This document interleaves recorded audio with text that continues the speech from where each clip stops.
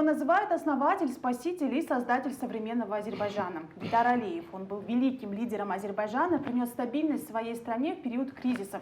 Всегда был убежден в том, что государство должно быть для народа, а не наоборот.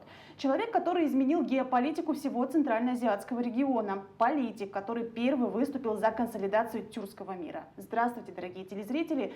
В эфире программа «Акценты». Говорим мы сегодня о Гейдаре Алиеве. У нас в студии чрезвычайный и полномочный посол Азербайджана в Кыргызстане Латиф Сейфадин Оглы Гандилов. Добро пожаловать в нашу студию. У нас присутствует также Медеткан Шеримкулович Шеримкулов, политический и государственный деятель, спикер легендарного парламента. Здравствуйте, рады вас видеть. Спасибо. Господин посол, согласны ли вы с тем, что Гейдар Алиев действительно был великим человеком и относится к категории тех людей, которые приходят на нашу планету, ну, быть может, раз в 100 лет, именно в тот момент, когда в них больше всего нуждаются? Это однозначно, это так. Вообще вопрос о роли личности в истории – это очень трудно вопросов. Один из трудных философских категорий, которые требуют всестороннего рассмотрения. Тем более в нынешних условиях, когда то, что события проходят вокруг, и определение роли личности – это очень важный вопрос. Гегель говорил, что в свое время, что великим считаются те люди, которые в личные интересы входят общественность, не общественность, а цивилизационные вопросы, которые ставят, соединяют в себе и общечеловеческие ценности. Вот таких людей считают великими людьми. И посмотреть на Гейдара Алиева, мы увидим, что именно его личные интересы сочетались с общечеловеческими ценностями. Гейдар Алиев, иногда говорят, что случай играет большую роль становления личности. Но мы должны понимать, что без их личной особенностей ни один случай не мог бы быть результативным, плодотворным. Поэтому Гейдар Алиев, я считаю, его не только я считаю, многие считают, не только в Азербайджане и во всем мире, великие личности. И как вы, когда начали программу, вы сказали, что он изменил геополитику во всем Кавказе и Центральной Азии, евроазиатском пространстве. Это соответствует действительности. Гейдар Алиев был такой личностью, мнение которого прислушивались многие. Где-то говорил, что для того, чтобы что-то сделать, самому надо быть кем-то. Если посмотреть на его жизненный путь, можно его условно разделить на 3 этапа.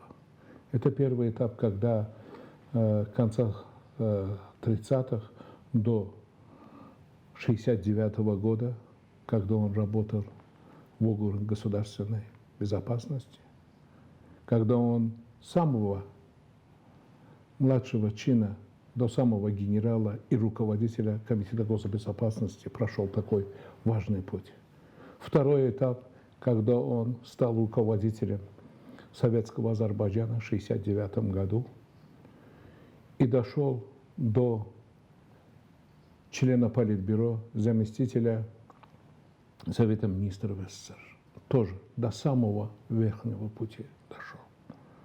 И третий этап, когда он стал у руля независимого Азербайджана. Тоже самый высокий уровень.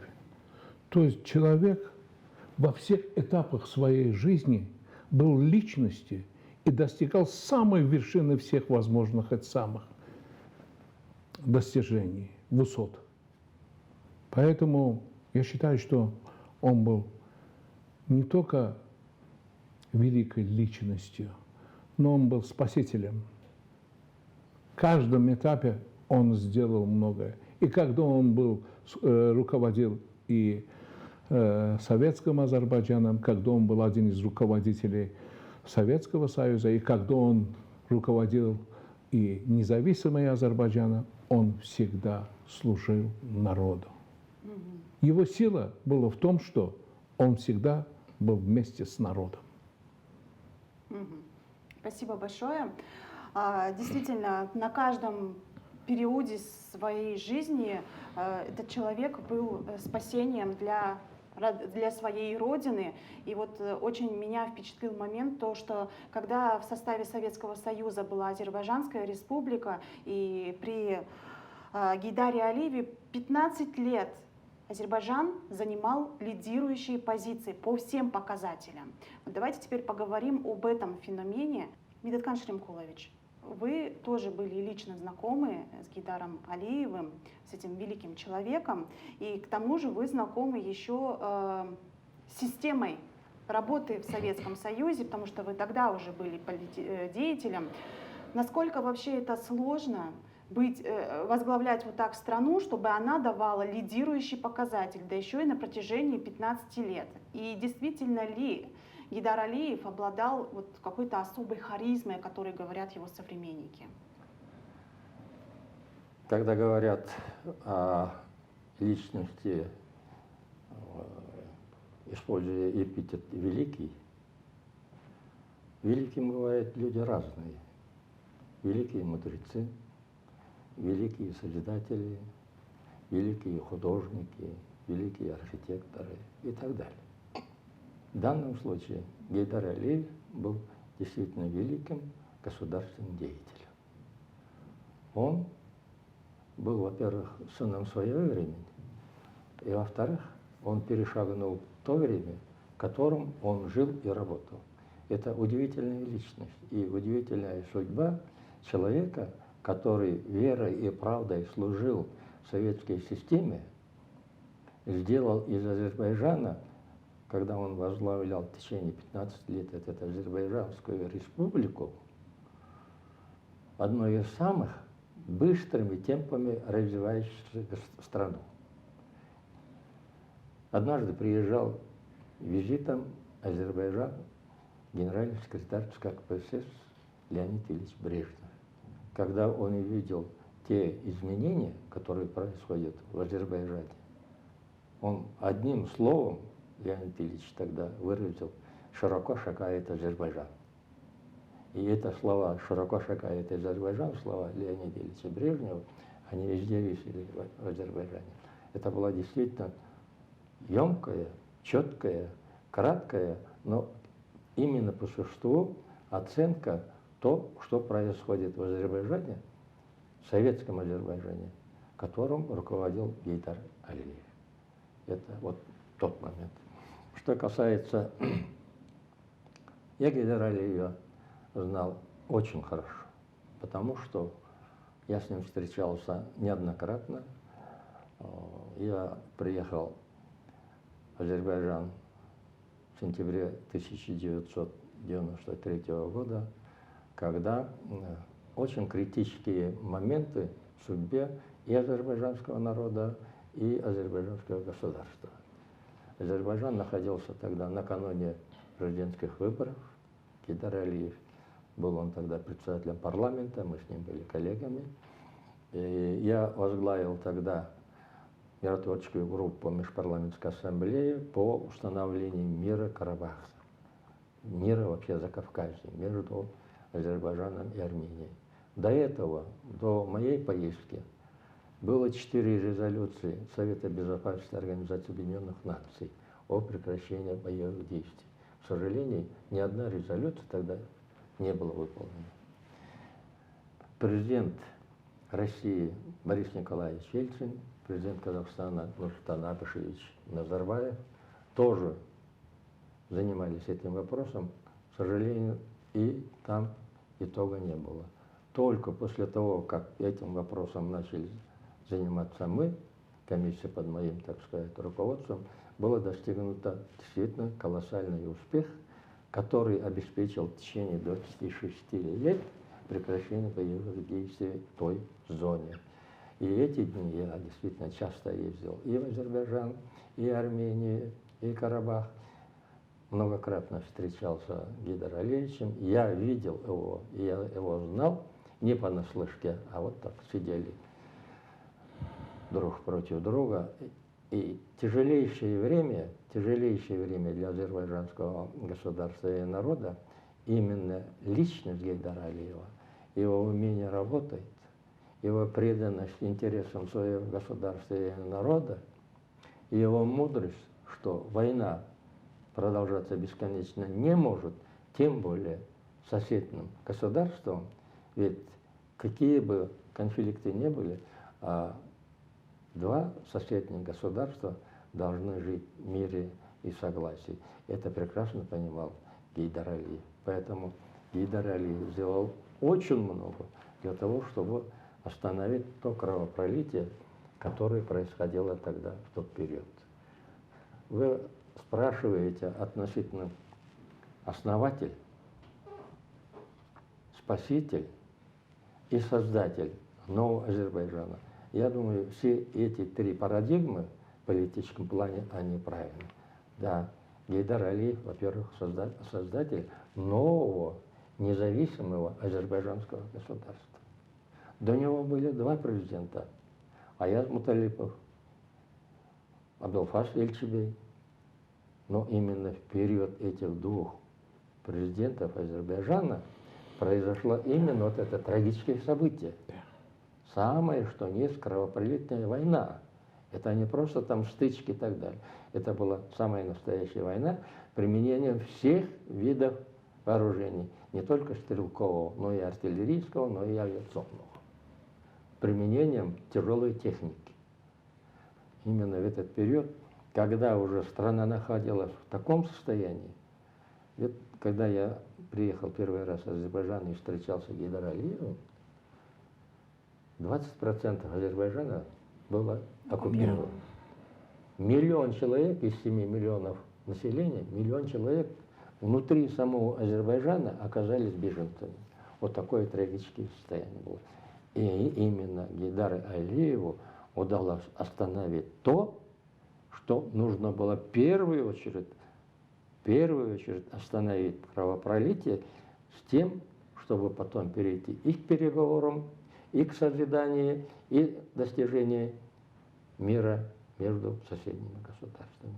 Он на самом деле, Гейдар Алиев основатель нового независимого азербайджанского государства.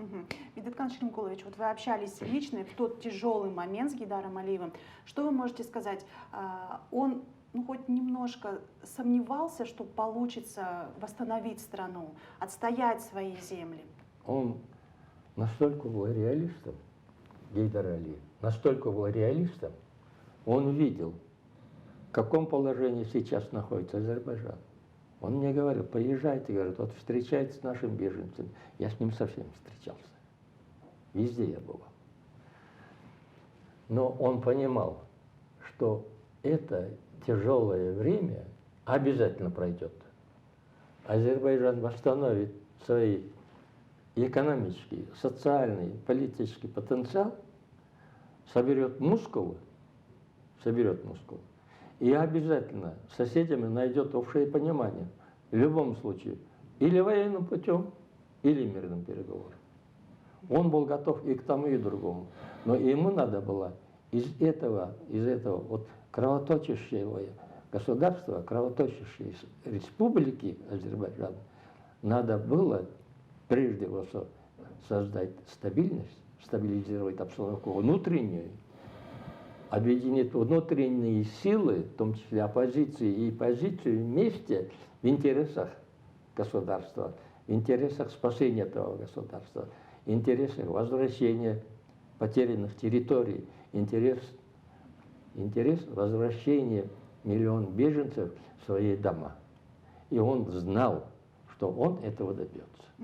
Я это видел, я это слышал от него, его уверенность, убежденность, что это будет именно так, как сейчас вот происходит, именно так, как сейчас происходит Но он знал, что для этого одного пожелания мало. Для этого надо трудиться, для этого надо укреплять страну, военную мощь, объединить страну, объединить народ, чтобы народ единым порывом шел к тому, что наша страна в опасности. Наша страна в опасности от внешней агрессии, и в то же время внешняя агрессия дает толчок внутренней оппозиции все время критиковать власть, не обещая, не предлагая ничего конструктивного, а предлагая только критику. И мудрость Алиева заключается именно в том, что он в первую очередь сумел объединить и оппозицию, и позицию ради интересов спасения страны. Это раз. И второе, для того, чтобы создать такую мощь, и экономическую мощь, и военный потенциал, чтобы потом на равных разговаривать с любым врагом. Он этого добился. Спасибо большое, господин посол. Как вы на тот момент были в Азербайджане молодым еще человеком совсем? Действительно, тяжелая ситуация, война — это ведь и нехватка продуктов и всего прочего. Почему народ пошел за Гейдаром Алиевым? Почему доверился? И сразу другой вопрос, на ваш взгляд, как удалось объединить оппозицию, позицию в интересах страны, целостности страны? Во-первых, я Медетхан Ширинкуловича хотел бы выразить благодарность. Спасибо. Он очень прекрасно, очень так толково, очень так ясно дал характеристику тому, что было и что сделал Гейдар Алиевич. Это для меня очень приятно. Он все это видел своими глазами. Одно дело моими устами услышать, другое дело Конечно. Да. Медетхан Ширинкуловича.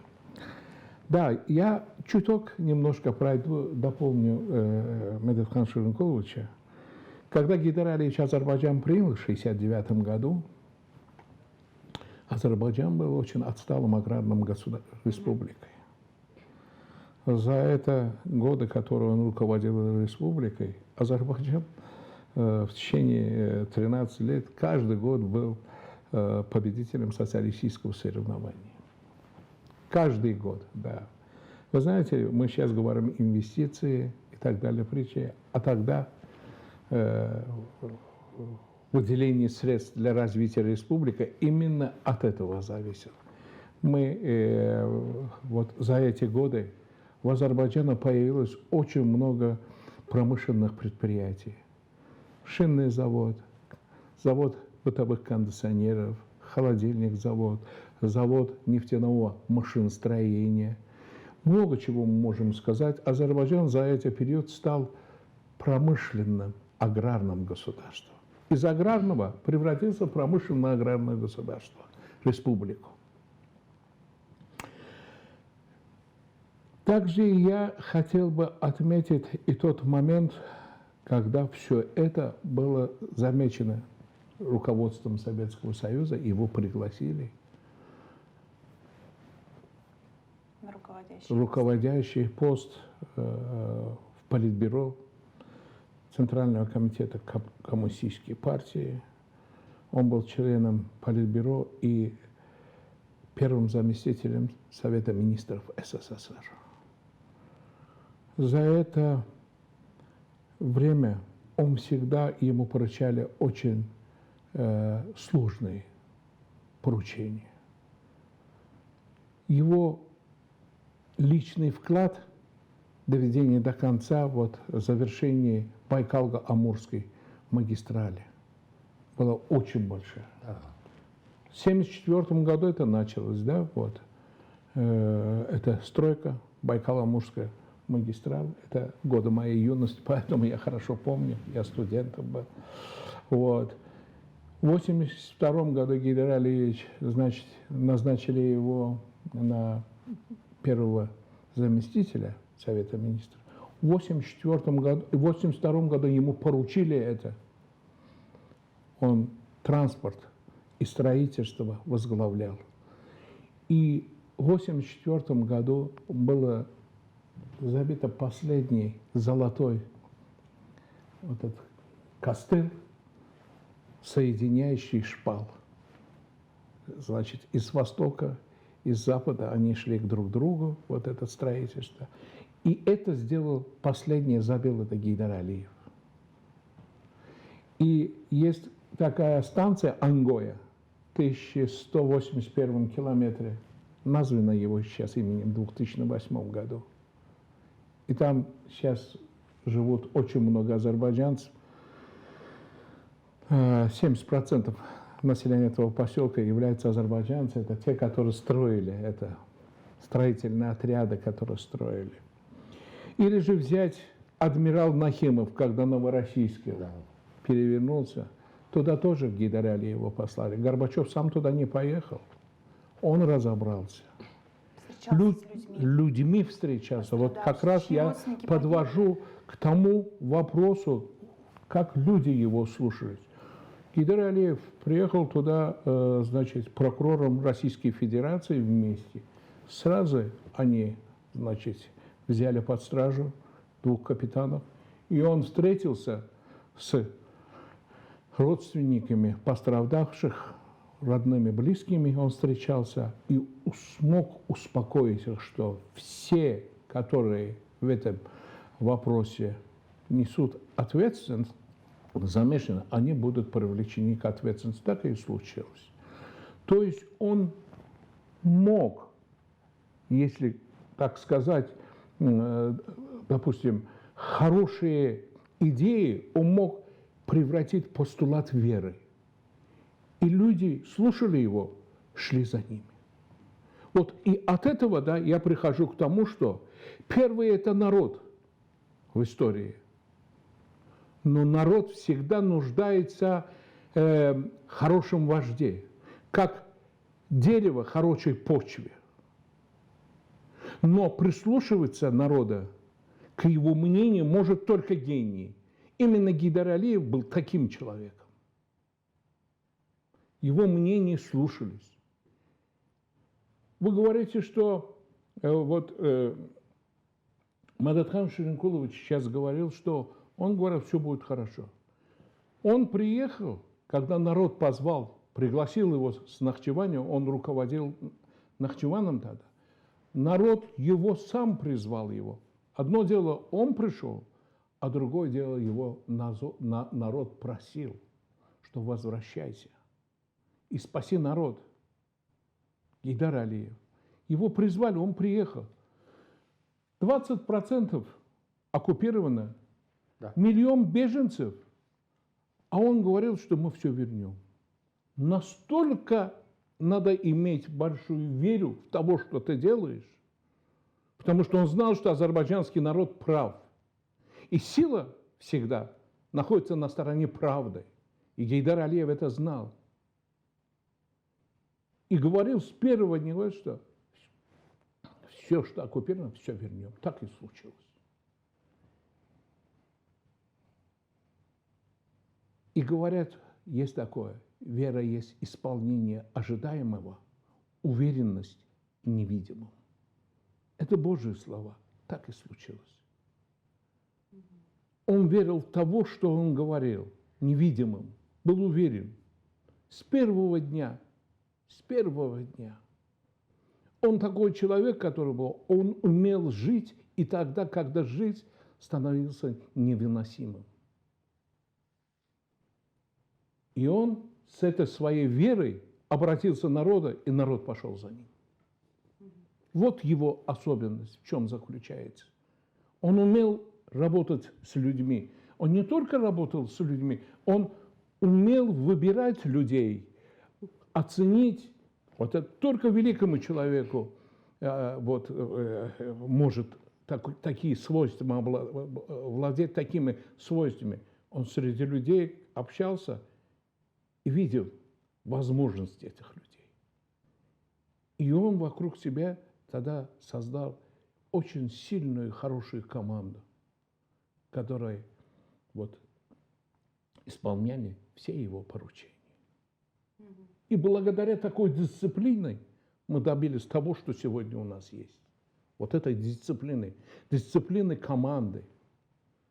Это было не единоличное такое управление. Он вокруг себя собрал талантливых людей, умел оценить их талант, как я уже не повторяюсь, и это давало свои результаты.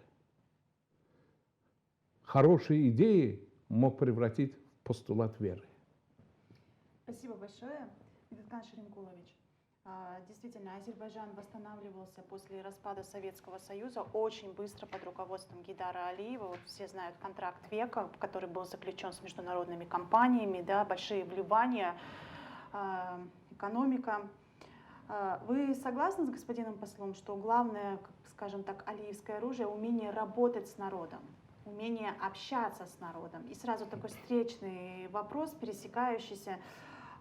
Почему в свое время у нас в Кыргызстане не получилось такого похожего чуда?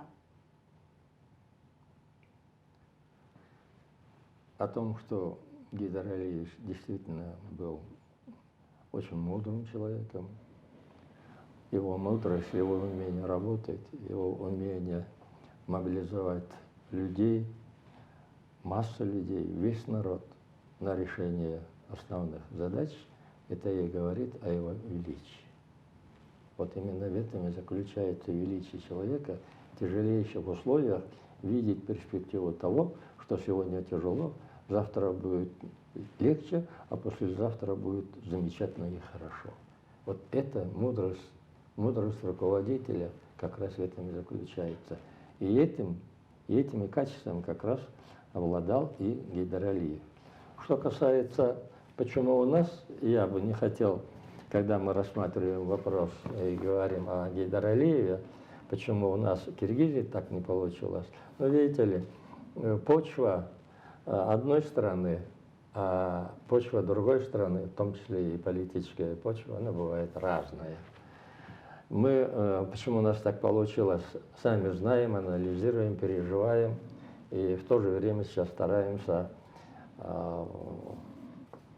сделать уроки из того, что мы натворили в течение 30 лишним лет в период нашей независимости. Я хочу лучше сказать о Гейдар Алиеве.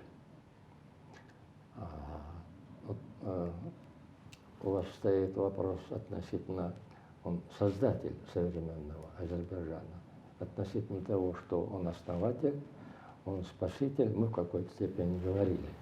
А я хочу сейчас сказать действительно, а как он создатель нового независимого азербайджанского государства. Да, я считаю, это вопрос тоже правильный. И акцент поставлен правильно, что он не только основатель, не только спаситель Азербайджана, но и создатель нового независимого азербайджанского государства. Ведь получив страну в тяжелейший период, как говорил господин посол, что Гейдар Алиев не сам пришел к власти в 1993 году, а его попросили. Ведь Гейдар Алиев к тому времени, кто он был, как подчеркивал уважаемый посол, он действительно дошел до первого заместителя правительства Союза СССР, а потом был оплеван, освобожден от должности период Михаила Сергеевича Горбачева, и сказали, ему уже все, он ушел на пенсию, он может отдыхать. И пусть отдыхает, и не думает, и не мечтает о государственной должности, о государственной службе. А нет, его же сперва в Нахчеван пригласили. Человека уже вышедшего на пенсию в пожилом возрасте. Ему было 70 лет к тому времени. А потом из Нахчевана уже пригласит Баку настоять, чтобы он вернулся. Не он добивался, чтобы занять пост этот. Нет, потому что Азербайджан в это время кровоточил. И азербайджанский народ видел, да, мы знаем Гейдара Алиева, он руководил нашей страной в советский период, у него колоссальный опыт, мудрость руководителя, решительный характер, который полагается настоящему лидеру государства.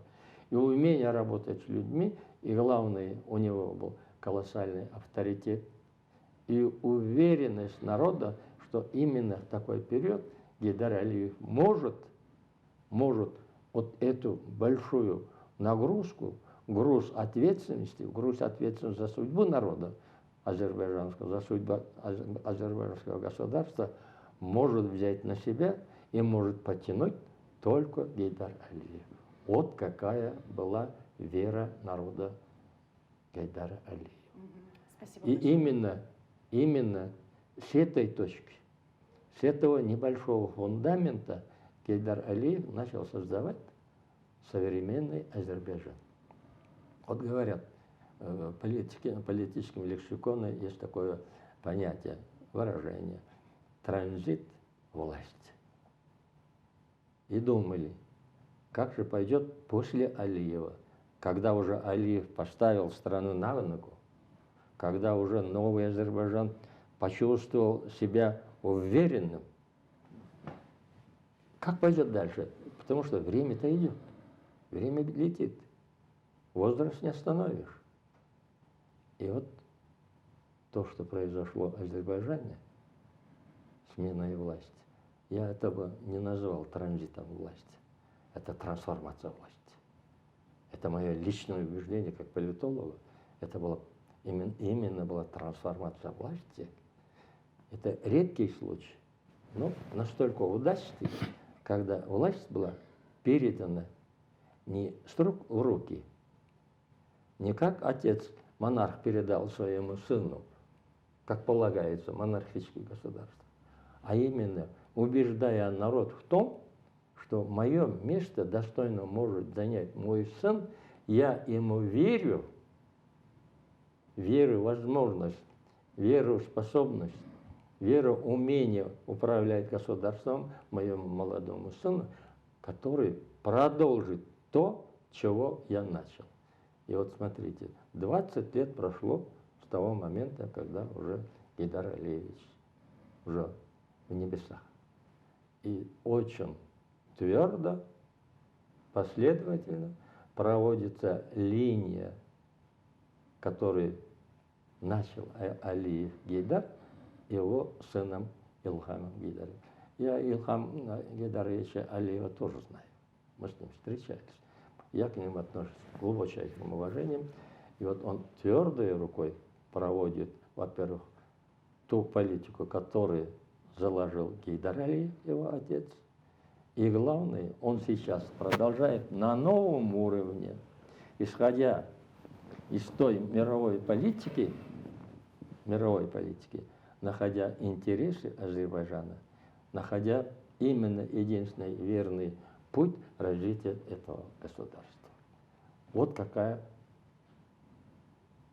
трансформация власти произошла в Азербайджане.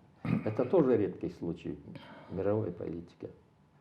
Потому что Азербайджан – это же республика, это же не королевство.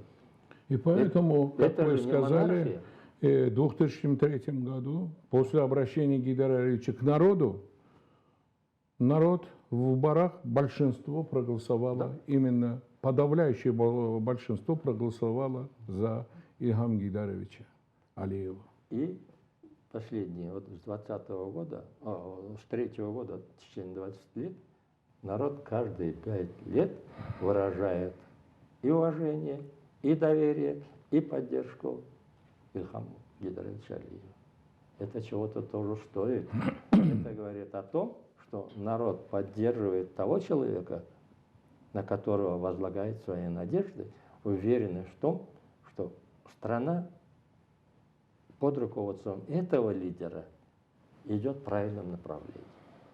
Потому что народ мудр, народ знает, на что, на кого, на какие интересы работает первый руководитель.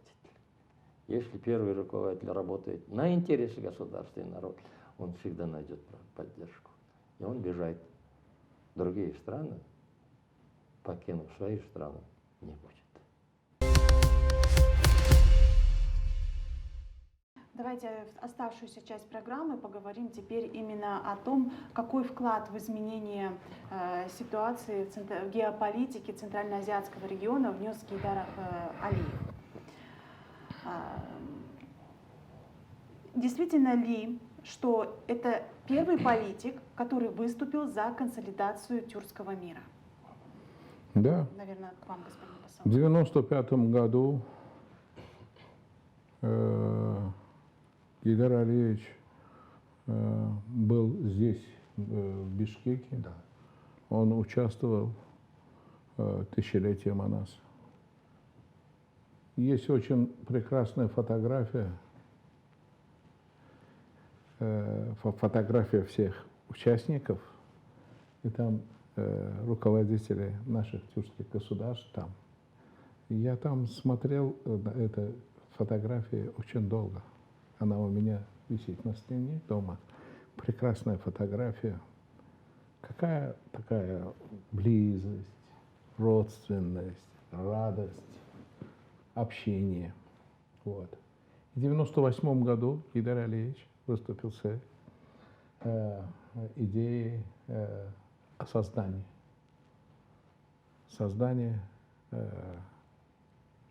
тюркоязычных государств. Может быть, тогда этот вопрос немножко выглядела немножко не очень-то так особо, но именно долговечность, вот то, что он был великим человеком, через уже сколько прошло, да, уже 25 лет, 25 четверть лет. века. Какая ситуация в мире? Тогда была совсем другая ситуация. А он на четверть века предвидел, что такая организация нужна. Ситуация политическая, пандемия, другие проблемы, военные столкновения, нехватка продовольственной проблемы.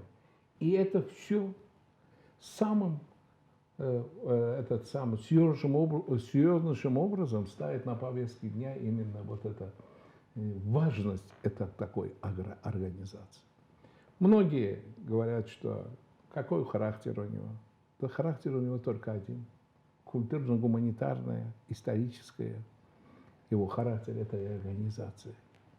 Мы народы, которые имеем очень близкий язык, историю, культуру, обычаи, традиции.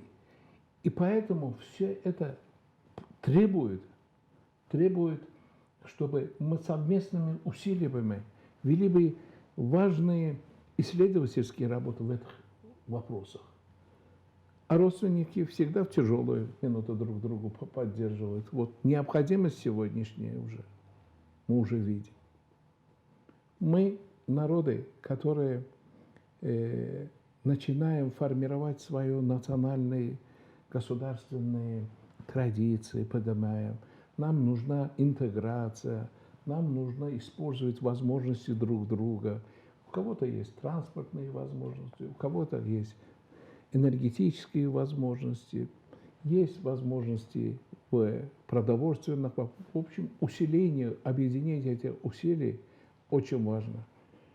Это организация тех народов, которые исторически делились своей возможностью, богатством, традициями, обычаями с другими народами.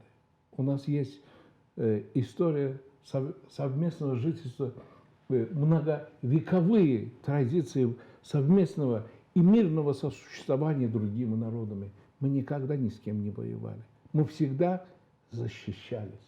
И поэтому вот это создание этой организации именно сегодня, с точки зрения сегодняшних реалий, это очень важно было.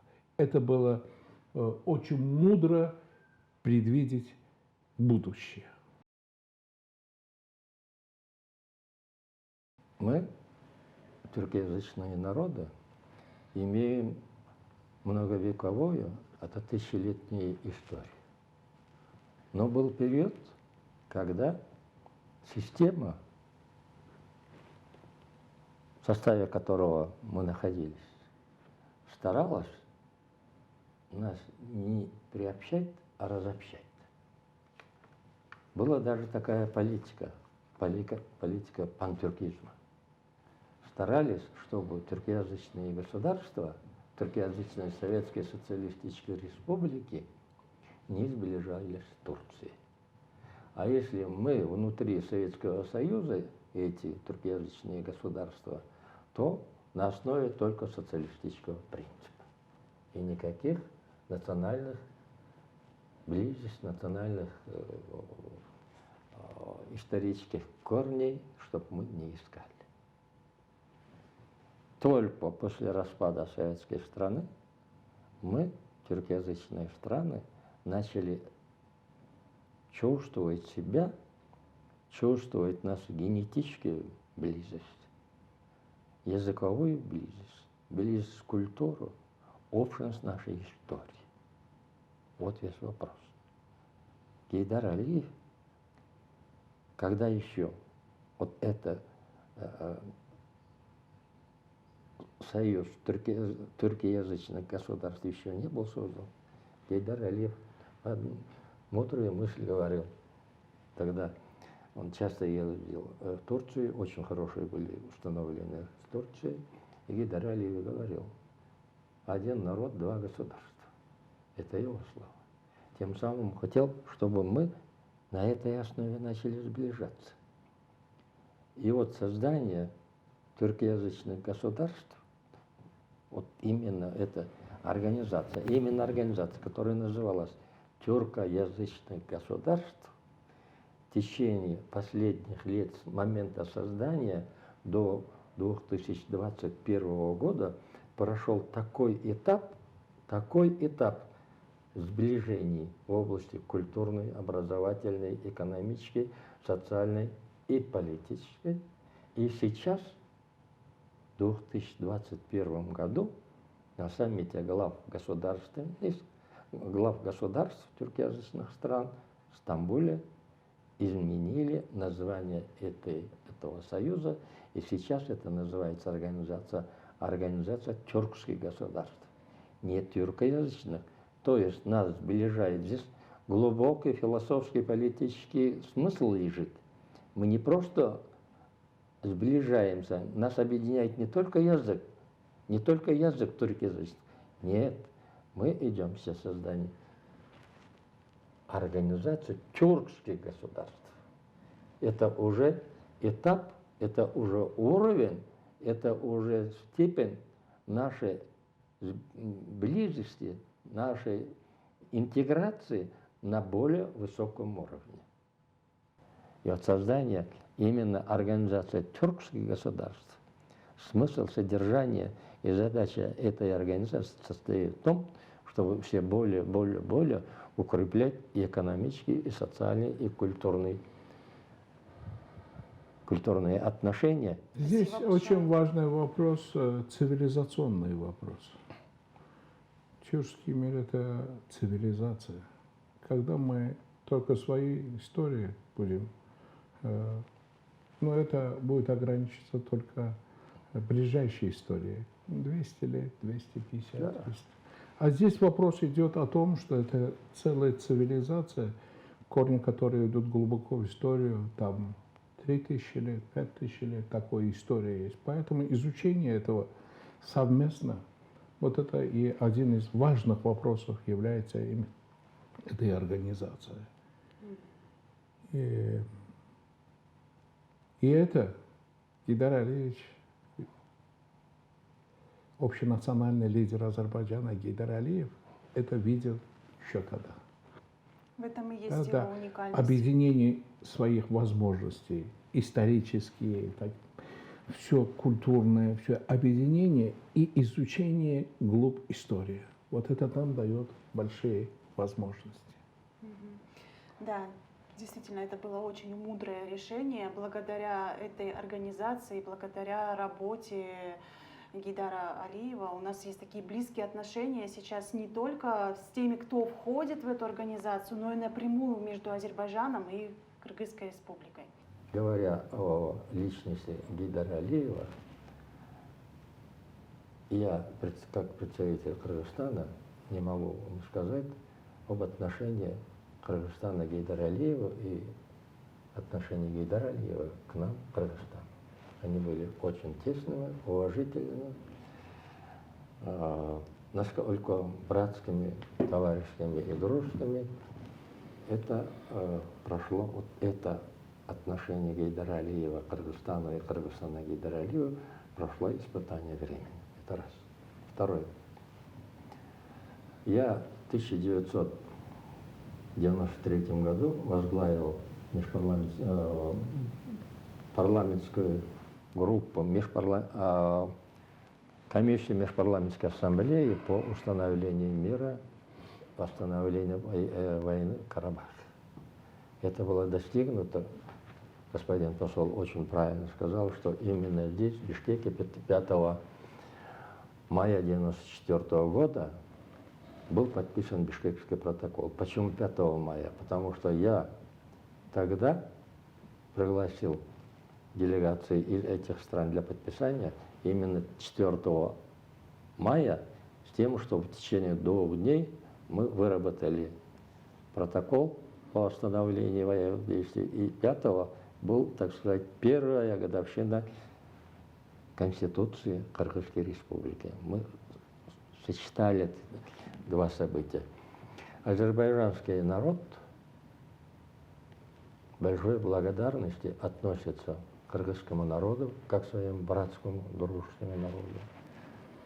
С большим уважением относится к кыргызскому парламенту, который действительно обеспечил вместе с парламентами других стран, входящих в Межпарламентскую ассамблею, вот это большой промежуток времени, когда была остановлена война.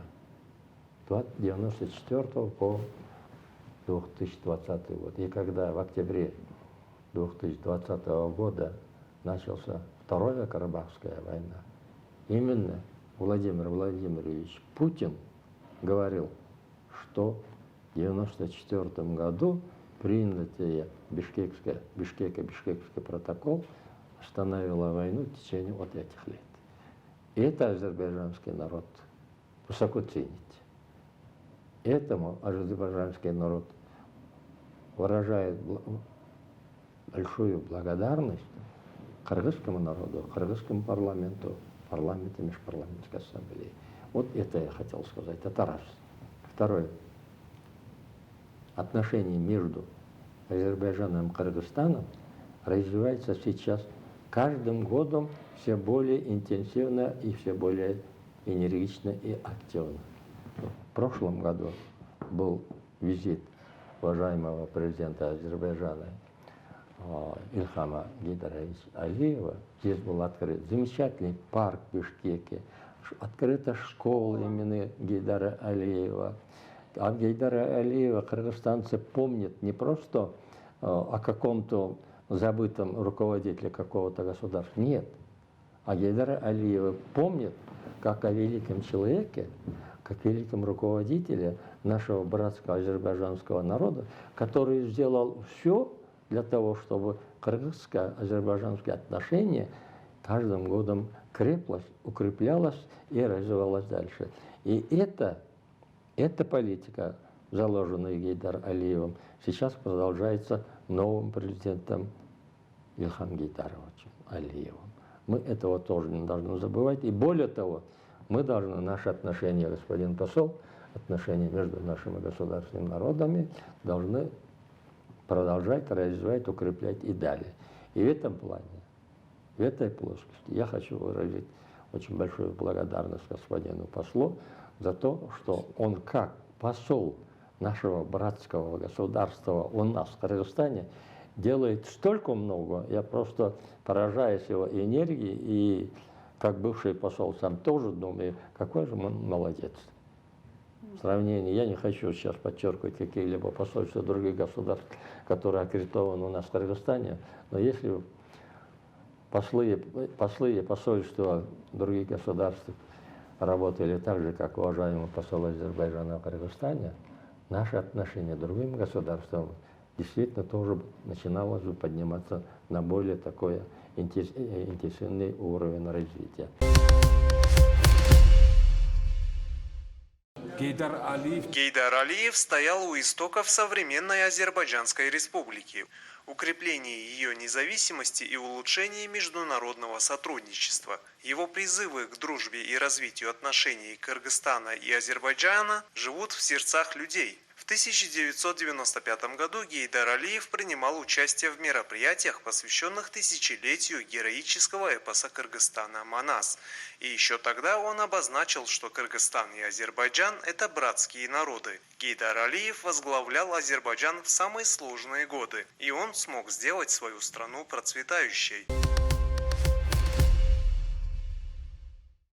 Как же получилось, что изменилась геополитическая ситуация? Вот. Я еще раз хочу вернуться к тому вопросу, что кто является великой личностью. Давайте. Вот бывает, что один композитор, художник или историк, писатель с одной книгой становится великим благодаря вот этой книге. Гейдар Алиев не был ни художником, не был ни писателем. Он создал его произведение, это Азербайджан в целом. В целом. И он его создал не только за эти годы независимости, нет. Он создавал его основу в советское время.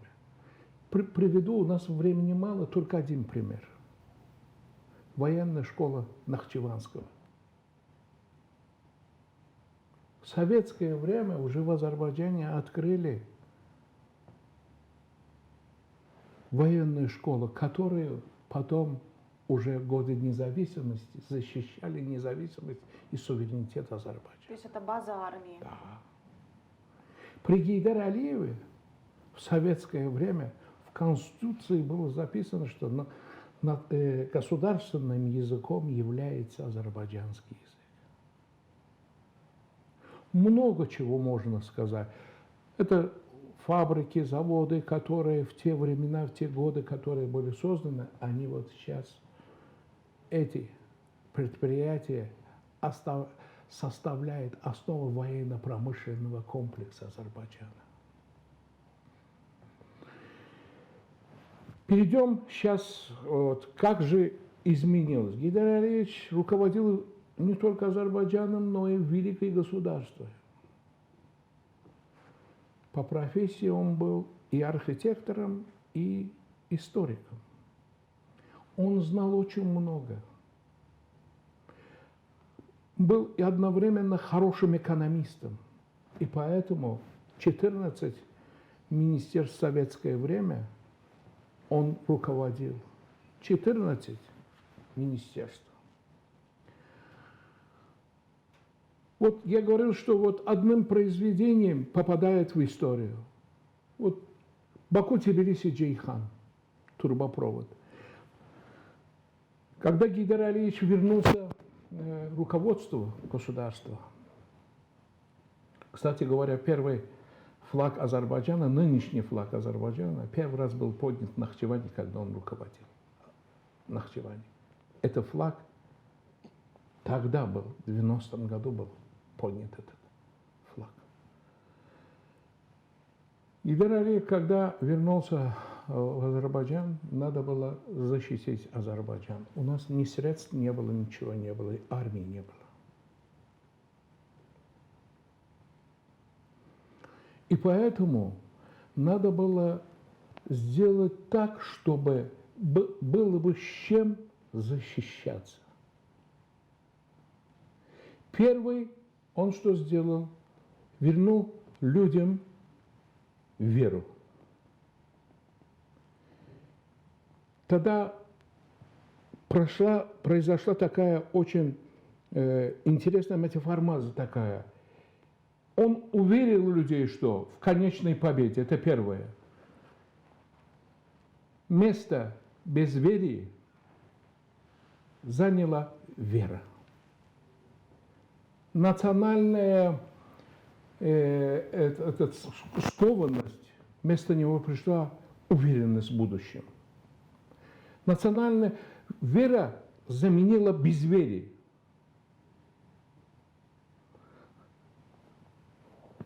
У людей появилась уверенность.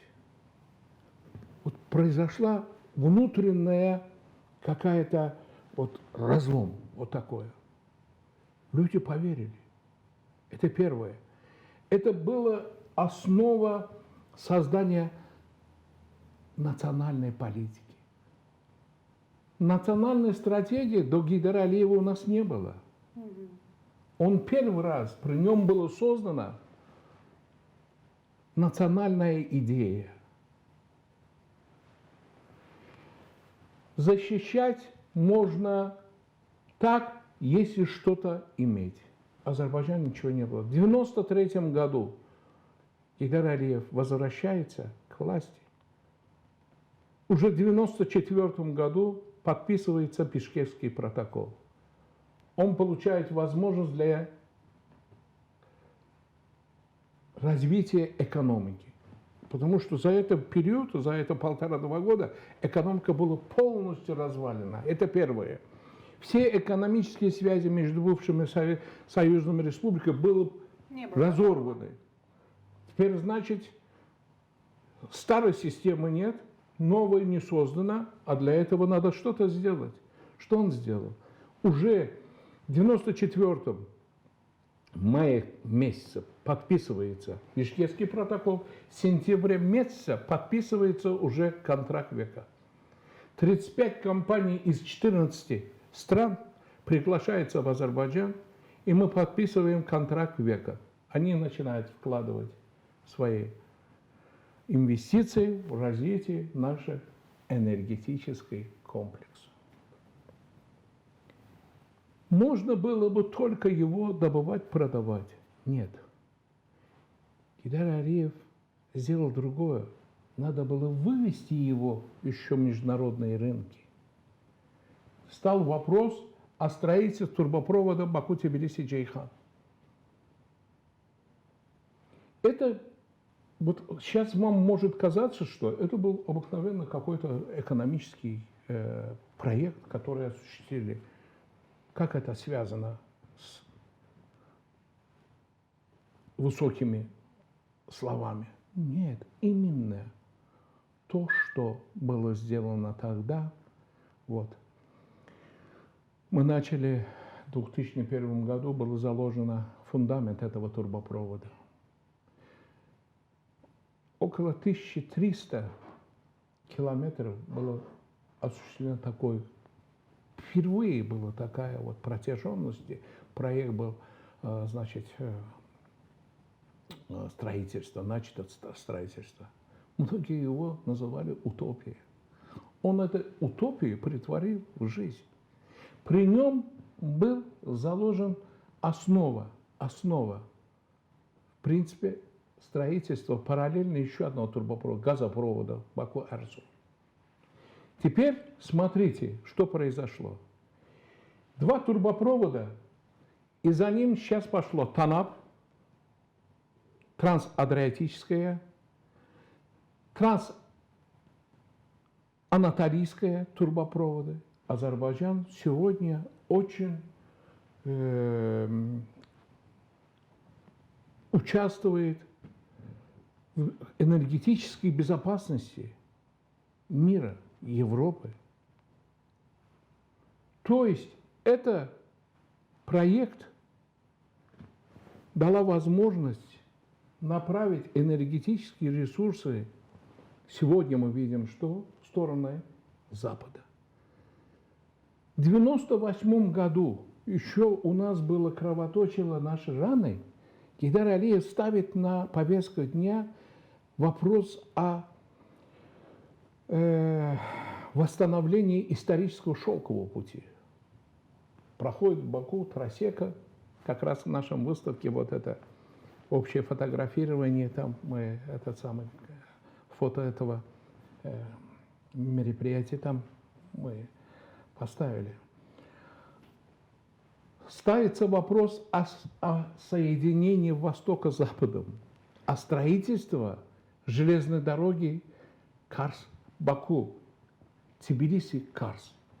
Азербайджан за короткий срок, благодаря тем его инициативам, которые были заложены, когда он был жив, вот это транспортные, энергетические проекты, превратил Азербайджан в полноценную, интегрировал Азербайджан в мировую экономику.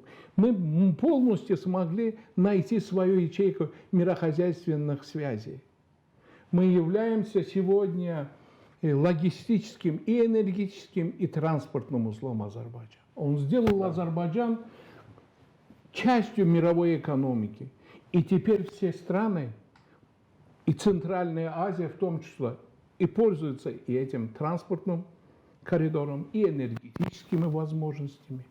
То есть он этим своим идеям смотрел на 30-40 лет вперед, и он сделал этот Евразии ситуацию, когда все те, которые страны вкладывали инвестиции в этой отрасли, в нашей регионе, они все заинтересованы в мире в этом регионе. То есть эти энергетические, это транспортные проекты превратили наш регион в регион мира. Теперь никто не хочет в нашем регионе конфликтов. Слава Богу, что Да, такая ситуация, вот что это, весь мир... это была гениальность Гейдара Алиева. Он разработал за эти 10 лет и экономическую, и политическую стратегию Азербайджана. И эта стратегия на долгосрочный период, на 30, на 40, на 50 лет. Гениальность Гейдара Алиева. Он никогда наши национальные интересы не ставил против национальных принципов других государств. Вот почему Гейдара Алиева и в Азербайджане, и за рубежом всегда любят и помнят. Да, он был архитектором и создателем, и отцом азербайджанского народа. И так мы его будем помнить всегда. Спасибо большое. Давайте в завершении программы каждый из вас скажет назовет несколько качеств, буквально на 30 секунд, качества, которому стоит поучиться сейчас нынешнему поколению, скажем так, политиков, просто граждан любой страны. Какие у него качества, которые можно перенять? Это исторический опыт. Исторический опыт, который повторяется очень редко, как судьба, как деятельность Гейдара Алиева. Мы уже говорили, я не хочу повторять. Но его качество главное – это любить свою страну, служить своему народу, без остатка отдаваться именно интересам государства и народа. Поставить выше собственных личных интересов интересы народа и государства. Вот чему должны учиться наши руководители и руководители других государств. Это замечательный действительно пример. Пройдут годы, пройдут десятилетия, столетия, века пройдут. Но азербайджанский народ всегда сохранит в своей памяти, благодарной памяти, образ Гейдара Алиева, дела Гейдара Алиева, заветы Гейдара Алиева и образ Гейдара Алиева всегда будет благодарной памяти азербайджанского народа. Я в этом нисколько не сомневаюсь. Что же касается нас, кыргызстанцев, мы относились с большим уважением и любовью к Гейдару Алиеву, и эти чувства у нас останутся тоже навсегда. Эти чувства будут не только к Гейдару Алиеву, но и азербайджанскому народу, азербайджанскому государству. Мы желаем рассвета, мы желаем дальнейшего укрепления экономической и другой, всесторонней мощи азербайджанскому народу. Потому что ваши успехи – это наши общие Спасибо успехи. большое. Спасибо за добрые слова. Ваши ваша стабильность, ваша такой буквально колоссальный рост во всех сферах сейчас я наблюдаю, что это пример для других государств тоже. Если Азербайджан так может, то почему мы не можем? Если Азербайджан находит принципы, он находит итоги, он находит истоки для того, чтобы развивать свою страну, мы же тоже можем так направить. Азербайджанский народ, господин посол, это наш братский народ. Спасибо. Азербайджанское государство Спасибо. это наше братское государство. Мы с вами находимся в составе единой организации тюркских государств. Спасибо. А что касается азербайджанский и кыргызский народ, они соединены, они объединены в одну организацию не сегодня. Как вы сказали, нас судьба объединила еще несколько тысячелетий тому назад.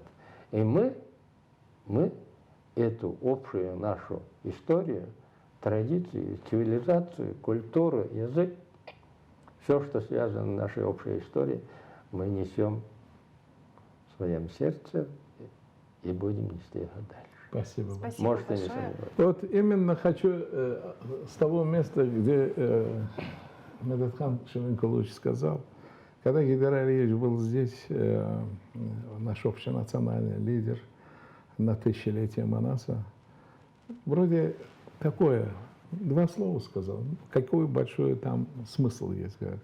Язык Манаса наш общий язык. Да. Да? Это он сказал. Коротко, но То, что- емко. А? Коротко, но емко. Да, очень. Настолько все ясно, даже не требуется. Перевод. Да. Все-таки назовите качества, которые... Вы знаете, стоит.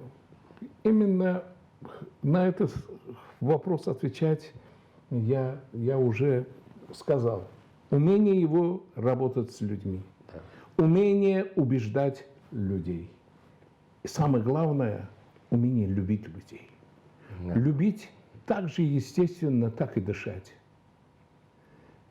Он своей любовью людей направлял туда, куда требовало интереса нашего народа.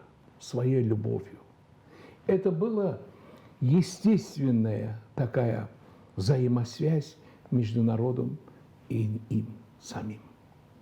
Вы сказали, что вы с ним встречались или нет, по-моему. Я очень счастливый человек, что был его современником. Мое детство, моя юность, молодость прошло именно тогда, когда мы становились людьми, именно под его руководством. Мы все видели, Да. все, что мы рассказывали, я это не понаслышке, своими глазами видел это. И поэтому вот это 2 раза, которые я встречался с ним первый раз в 76 году, когда было 60-летие октября. Мы подписали рапорт комсомола, и всех передовиков Гейдар Алиев тогда он принял ЦК партии. Он лично подходил к каждому, здоровался и интересовался учебой, работой. Там были передовики производства и учебы. И я, как передовик учебы, там ленинский стипендиант, и со мной тоже поздоровался, погладил нас. 20 лет было. И через сколько времени уже, почти через четверть лет, через 25 лет, я встречаюсь с ним еще раз уже в 2003 году, 4 июля. Передо мной стоял человек величественный. Его величие, его харизм, я слова не мог сказать. Хотя он тогда болел, но он как четко поставил вопросы, которые это было связано с моим назначением послом в Казахстане. Он сказал, что я сегодня подписываю твою агриман. Я очень счастливый тем, что в моем назначении, вот то, что я получил путевку в жизнь, такую большую, вот именно было с его участием, с его благословением. Я хотел бы представленные возможности выразить свою огромную благодарность кыргызскому народу, президенту Кыргызстана, уважаемому Садыру Джапарову, за то внимание, которое вот здесь оказывается личности Гейдара Алиева. Я очень благодарен, что мы совместно недавно в стенах парламента мы отметили, и вы были тоже там, мы отметили столетие Гейдара Алиева, нашего общенационального лидера. Мы провели там научно-практическую конференцию международную. Какие там были выступления, и какие личности там выступили. И госсекретарь, и секретарь Совета Безопасности, зампремьера выступил заместитель министра иностранных дел. Вся руководство там было. Я вот отсюда, вот представленные возможности, хочу выразить свою огромную благодарность руководству и лично президента Кыргызстана, братского нашего кыргызского народа, руководителя Садыра Джапарова, вот за это высокое внимание. Спасибо. Азербайджанский народ все помнит. Спасибо большое. Наше эфирное время уже подошло к концу. Спасибо, что вы пришли, уделили время, рассказали о такой великой личности, великом политике Гейдаре Алиеве. Я напоминаю телезрителям, это была программа «Акцент» на телеканале «Пирамида». До новых встреч в эфире.